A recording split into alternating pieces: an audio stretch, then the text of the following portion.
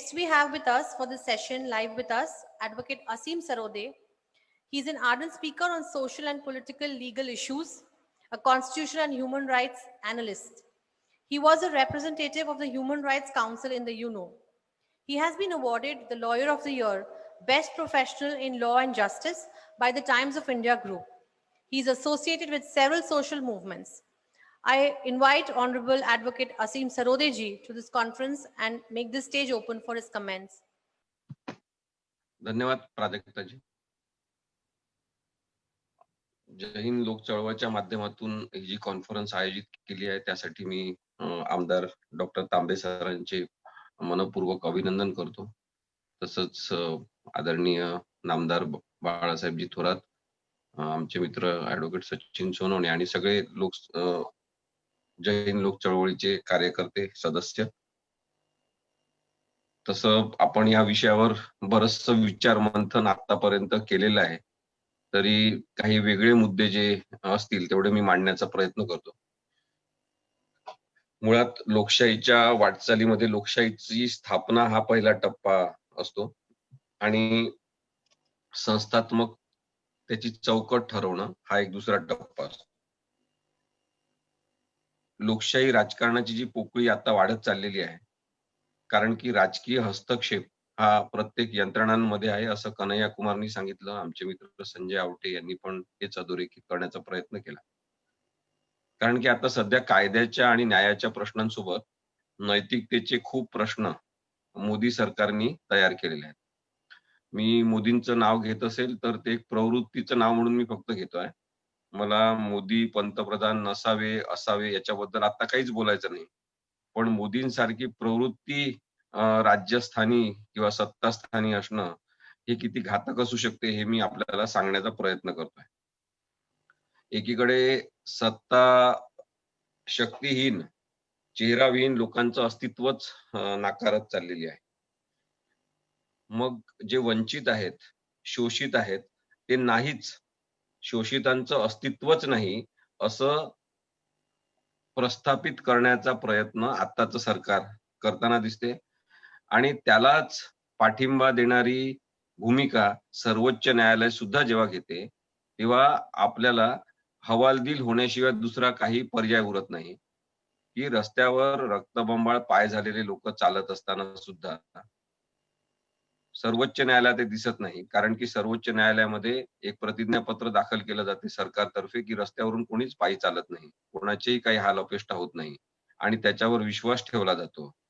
एकीकडे न्यायालयाने स्वतःहून दखल घ्यावी अशा प्रकरणांची अशा पद्धतीने आतापर्यंत अनेक न्यायाधीशांनी कामकाज केलेलं आहे. Suo motu cognisance shall be taken by the sensitive judiciary असं आपण ऍक्सेप्ट केलेलं आहे. जस्टिस कृष्णा अय्यर, जस्टिस भगवती यांच्यासारखे लिजंडरी जजेस सुप्रीम कोर्टात काम करून गेलेले आहेत. आणि अशा वेळेस जेव्हा दर्जाहीन काही लोक येतात तेव्हा जी अवस्था पूर्ण लोकशाहीची होते ती आपण आता अनुभवतो. आणि त्या पार्श्वभूमीवर डेमोक्रेसी आपल्याला समजून घेत असताना उदाहरण म्हणून या सरकारमध्ये ज्या चुका करणारे लोक सातत्याने आपल्याला दिसतात त्यांची नावं हे अपरिहार्यपणे येणार आहेत. मला न्यायव्यवस्थेबद्दल किंवा न्यायाच्या प्रक्रियेबद्दल विशेषतः लोकशाहीच्या संदर्भात बोलावं असं वाटलं कारण की बाकी सगळ्यांनी अनेक विषय कव्हर केलेले आहेत. मला आर्टिकल 142 बद्दल बोलायचं आहे. भारतीय संविधानामध्ये आर्टिकल 142 याची रचना करण्यात आली.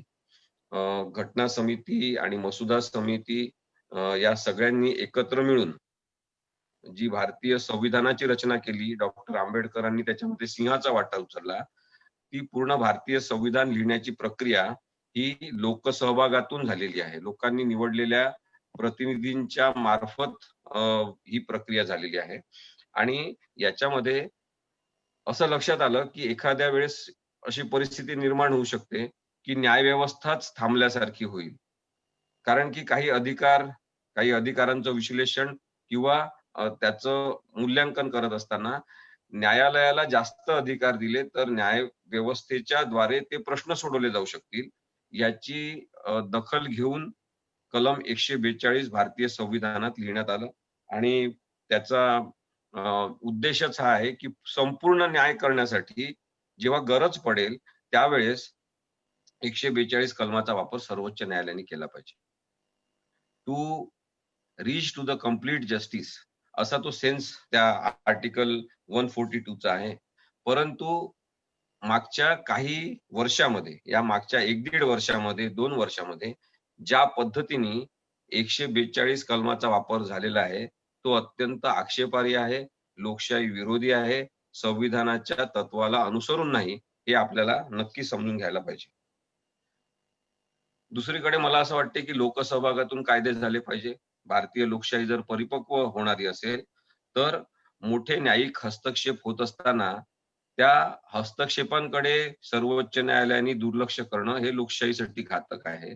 त्याचबरोबर एकतर्फी पद्धतीने कायदे करणे हे अत्यंत चुकीचं आहे. आपण आता जे 2-3 कृषी संदर्भातले विधेयक कोर्टाने या संसदेने पास केले त्याच्याबद्दल जर आपण बोलायचं ठरवलं, तर कदाचित त्याच्यामध्ये चांगले वाईट गुणधर्म त्या कायद्याचे असू शकतील. त्याच्याबद्दल आपण जरूर चर्चा केली पाहिजे. परंतु मुख्य मुद्दा हा ज्या पद्धतीने बिलं पास केले जातात त्याच्याबद्दलचा आहे. कायद्याची मूलभूत प्रक्रिया जर चुकीची केली जात असेल, तर त्याबद्दल आपण सगळ्यांनीच बोललं पाहिजे. हे आपलं संविधानिक कर्तव्य आहे आणि संवैधानिक कर्तव्य ही सरकारची कायदेशीर जबाबदारीच नाही अशा पद्धतीने वागणारं जर सरकार असेल, तर त्याच्याबद्दल पण आक्षेप घेतला पाहिजे. चेहरा स्वच्छ आणि मन गलिच्छ अशा स्वरूपाचे जे राजकीय नेते नरेंद्र मोदी आपल्या इथे बसलेले आहेत, त्याच्यामुळे लोकशाहीची अपरिमित अशी हानी झालेली आहे. एक आपण लक्षात घेतलं पाहिजे, की संपूर्ण व्यवस्था, लोकशाहीच्या यंत्रणा, त्याची प्रक्रिया ही उभी करत असताना खूप काळ जावा लागतो. काही पिढ्या पुढे जावं लागतात आणि तेव्हा ही सगळी यंत्रणा आणि ही व्यवस्था लोकशाहीच्या स्वरूपात आपल्याला उभी असलेली दिसते. ती सतत बदलत राहावी लागते, सतत पुढे-पुढे न्यावी लागते. प्रोग्रेसिव्ह दिशेने त्यांना नेण्याची गरज असते.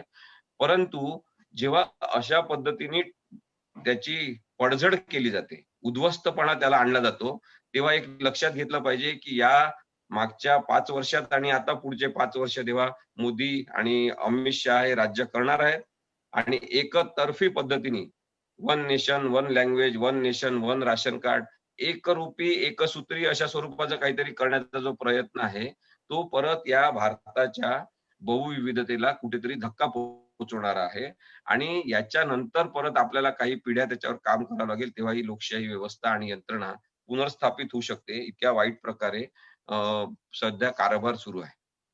भारतीय नागरिकांना भरकटण्याचं फार आकर्षण आहे का? भरकटत जायचं आपण कुठेतरी, याचं आकर्षण एवढं कसं निर्माण झालं? एक व्यक्तिकेंद्री समाज ज्या पद्धतीने निर्माण करण्यात आला आणि कोणाच्या तरी पायाशी लोळण घेण्याची व्यवस्था करण्यात आली, तर मला असं वाटते की वैचारिक दारिद्र्य जर असेल, तर आपण भारतीय संविधान आणि लोकशाही समजून घेऊ शकणार नाही. आपल्याला माहिती आहे की खोटे बोलणं पाप आहे, असं आपल्या सगळ्यांच्या धर्मात सांगितलेलं आहे. खोटं बोलणं हे चुकीचं आहे.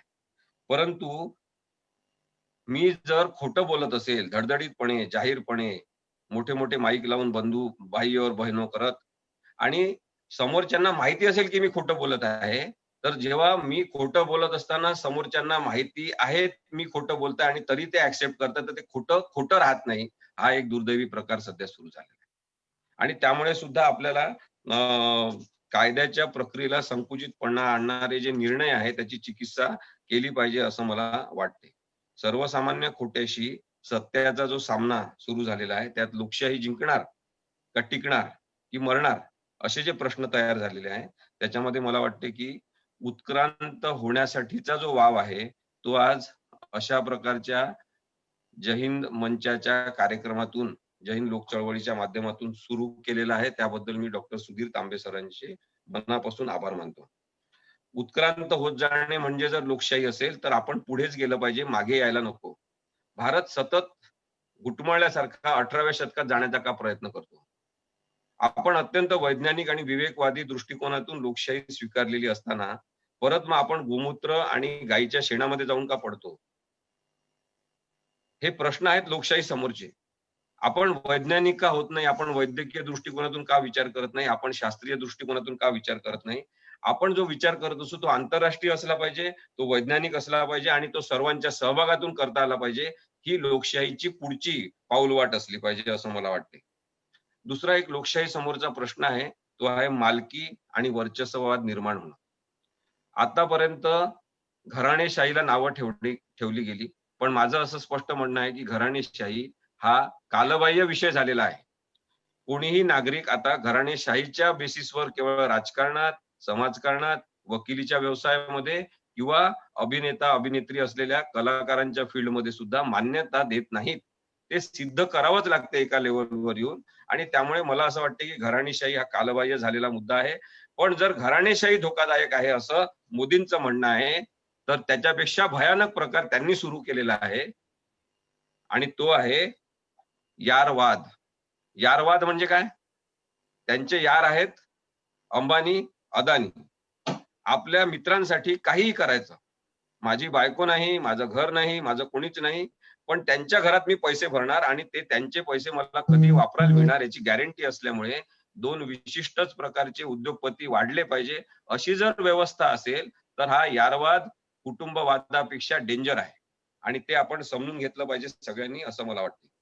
खाजगीकरणातून जे काही रुजवलं जात आहे, की रस्ते, रेल्वे, नद्या, विमानतळं हे सगळं BSNL हे सगळं विकलं जात आहे.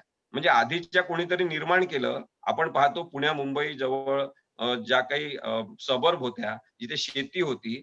अचानकच ते लोकं प्लॉट पाडून जेव्हा विकायला लागले आणि ते श्रीमंत झाले, तेव्हा त्यात गुन्हेगारी पण वाढली. तशीच राजकीय गुन्हेगारी ही नरेंद्र मोदींनी वाढवलेली आहे. ज्या गोष्टी विकता येतील, त्या त्यांनी विकायला काढलेल्या आहे आणि सगळेच विकणे ही जी गोष्ट आहे, ती वेगळ्या प्रकारची परत गुलामगिरी स्वतंत्र भारतातल्या नागरिकांवर लादणं आहे, हे आपण समजून घेतलं पाहिजे. ॲडव्होकेट प्रशांत भूषण यांचा मुद्दा मला बोलायला पाहिजे, की त्यांनी एककल्ली अपारदर्शकतेच्या विरोधात नवीन प्रतिकार एक तयार केला. He has started new resistance within the judicial system, telling the judiciary itself that they are wrong and there needs to be someone to tell that they are really doing wrong, they are not legal, they are not judicious. हा resistance जो आहे तो आपल्याला वाढवत नेला पाहिजे असं सुद्धा मला वाटते. लोकशाहीमध्ये अहिंसक पद्धतीने बंद करण्यावर सुद्धा आता बंधनं आणलेली आहेत. त्याला आधी अशा अहिंसक बंद्यांना आधी क्रांती म्हणायचे. आता गुन्हा समजण्याची प्रक्रिया सुरू केलेली आहे. अन्यायाचा मुकाबला केला पाहिजे, पण प्रतिवादच करू नये असं जर काही जणांचं म्हणणं असेल, तर मला ते जास्त धोकादायक वाटते. मी मगाशी सांगितलं, की परिवारवाद म्हणजे कुटुंबवाद आणि यारवाद ह्या दोन्हीही आपल्याला नको आहे. विकास आणि क्रांती ज्याचं हे सतत सांगत असतात, विकास करना है, विकास करना है. विकास आणि क्रांती निस्वार्थ असली पाहिजे. विशिष्ट परिवारांचा विकास लोकशाही उद्ध्वस्त करतो, हे आतापर्यंत भारताने पाहिलेलं आहे. भांडवलशाहीच्या उदरातून लोकशाही जन्मच घेऊ शकत नाही. त्यातून केवळ लोकशाहीची नक्कल जन्माला येत असते. आता जे सरकार करते आहे ती लोकशाहीची नक्कल आहे आणि त्याच्यामुळे किती पण कपडे बदलले, किती पण भांग केला, दाढी वाढवली किंवा कापली, तरी सुद्धा चेहरा त्याच्या मागचा विभत्स आहे, अस्वच्छ आहे, गलिच्छ आहे आणि आपल्याला गलिच्छ मानसिकता आणि प्रवृत्ती नको आहे. हे आपण अत्यंत प्रामाणिकपणे ठरवलं पाहिजे. ही स्पर्धा जी प्रामाणिकता विरुद्ध अप्रामाणिकतेची सुरू आहे, त्याच्यामध्ये अल्पसंख्याक बहुमतानी काही जण असतील तर काही जण अल्पसंख्याक असतील, तरी कर्तव्यांबाबत कठोर नेता आणि पक्ष पाहिजे हा आग्रह धरणारे लोकशाहीमधले नागरिक याच्यापुढे आपल्याला पाहिजे आहे. मगाशी संजय आवटेंनी मुद्दा मांडला, की विरोधी पक्षच नसला पाहिजे. तर त्याच्या पुढे जाऊन यांचा आणखी आहे, की संवाद नसला पाहिजे, पत्रकारांनी मला प्रश्न विचारायला नको आणि यातून काही लोकनीती निर्माण होणार नाही. आता एक शेवटचा मुद्दा आणखी मला मांडायचा आहे, की एखादी सत्ता, शासन 5 वर्ष टिकलं म्हणजे लोकशाही आली नाही का? 5 वर्ष टिकून परत ते निवडून आले म्हणजे लोकशाही आली नाही का? त्यांनी मागच्या निवडणुकीत मिळवल्या त्याच्यापेक्षा जास्त जागा मिळून 303 जागा मिळून ते आले म्हणजे मग लोकशाही आली नाही का? या सगळ्या प्रश्नांवर विचार करत असताना मला असं वाटते, की आपण जेव्हा 5 वर्ष ते टिकले, आणखी 1 वर्ष आता काढलं, 303 जागा आता मिळवल्या असं बोलत असताना आपण क्वांटिटीवर बोलत असतो, की 5 वर्ष काढले म्हणजे ते लोकशाहीने आहेत. निवडणुकीमध्ये एवढे मतं मिळवले आणि एवढे जागा मिळवल्या म्हणजे ते लोकशाही प्रस्थापित करतायत असं समजणं चुकीचं आहे. Because we are not talking about quantitative measures. We are talking about something which is qualitative. Democracy is about qualitativeness. आणि त्याच्याबद्दल आपण या सरकारला दर्जेदार असं काही विरुद्ध लावू शकत नाही, मार्क देऊ शकत नाही. गुन्हेगारी करण्यापासून दुरुस्त झालेले गांधींना बघायचे होते. त्यांनी सांगितलं होतं, hate the crime not the criminals. इथे आपण संधी देऊ. आपण वाल्याला सुद्धा संधी दिलेली आहे आधी. जो मुंडके तोडायचा लोकांची आणि आपल्या कमरेला आणि गळ्याला बांधायचा, त्या वाल्याला सुद्धा आपण संधी दिलेली आहे. पण त्या वाल्याने आपल्याला माफी मागितली, त्याच्यानंतर आपण दिली. मोकळ्या मनाने, स्वच्छपणे ज्याला पश्चाताप होत असेल, त्याला भारतीय नागरिकांनी संधी दिलेली आहे. पण वाल्याच आपण कधी तसाच्या तसा सत्तास्थानी स्वीकारू शकत नाही. वाल्या लोकशाही उद्ध्वस्त करून टाकेल. वाल्या जंगली आहे, वाल्या रानटी आहे आणि असा वाल्या आपल्याला नको आहे. हे आपण अत्यंत स्पष्टपणे ठरवण्याची गरज आहे असं मला वाटते. लोकशाहीला कर्तव्यांचं तत्वज्ञान पाहिजे, केवळ अधिकारांचं नको. दिखावा किती करायचा माणसानी याच्याबद्दल आपण जर विचार केला तर भारतीय समाज हा दिखाव्यालाच भुललेला आहे का, असा प्रश्न आपल्याला पडतो. अंधारलेल्या मोकळ्या टनेल मधून एखादा माणूस जीप मधून हात हलवत जात असेल, अरे बाबा कुणाकडे पाहून हात हलवतो तू? भारतीय नागरिकांनी प्रश्न विचारायला पाहिजे. मला असं वाटते की हे स्थितीवादी राजकीय पक्ष जे लोकशाही राबवू शकणार नाहीत, त्यांच्याबद्दल आपण आता विचार करायला पाहिजे. स्टेटस को मेंटेनिंग आहेत ते 18व्या शतकात आपल्याला घेऊन जाऊ शकतात. ते आपल्याला शेणा मातीत आणि गोमूत्रामध्ये लोळवू शकतात. त्याच्यामुळे आपल्याला प्रचारवंतांच्या आधारे चालणारं हे राजकारण अमान्य आहे हे सांगायला पाहिजे. हे सगळे फुल टाइम प्रचारक होते. यांनी प्रचारकच राहिलं पाहिजे. देशाची धुरा अशा लोकांच्या आधी देणं हे अत्यंत चुकीचं आहे असं मला वाटते. न्यायव्यवस्था जी मला वाटलं होतं की आता परत उभारी घेईल. एक न्यायाधीश आम्ही पाहिला ज्यांनी सांगितलं की राष्ट्रगीत म्हटल्यामुळे राष्ट्रभक्त निर्माण होतात आणि त्यांनी सांगितलं की सिनेमा थिएटरमध्ये राष्ट्रगीत म्हणा. आपल्याला वाटलं की जाईल हा न्यायाधीश आणि परत चांगली परिस्थिती येईल. पण न्यायव्यवस्था सुद्धा घुटमळते आहे लोकशाहीच्या शोधामध्ये. आणि सगळ्याच व्यवस्था जर लोकशाहीचा शोध घेत असतील आणि चक्कर येऊन पडत असतील तर आता त्यांना आधार देण्याची गरज अशा निपक्ष, स्वतंत्र आणि स्ववृत्तीच्या नागरिकांची आहे. असे नागरिक आपल्या या सगळ्या विचार मंथनातून तयार व्हावे यासाठी मी जय हिंद लोक चळवळीला डॉक्टर सुधीर तांबे यांना आणि त्यांच्या सगळ्या टीमला मनापासून शुभेच्छा देतो. मी त्यांच्या सोबत आहे. आपण मला इथे बोलण्याची संधी दिली त्याबद्दल मी आपला आभारी आहे. Thank you so much, Advocate Asim Sarode ji. We are grateful for your perfect and in-depth analysis of the current situation in India, especially in the context of the democratic climate that we have. And we wish you all the best for all your future work, and we look forward to your cooperation and support for Jai Hind.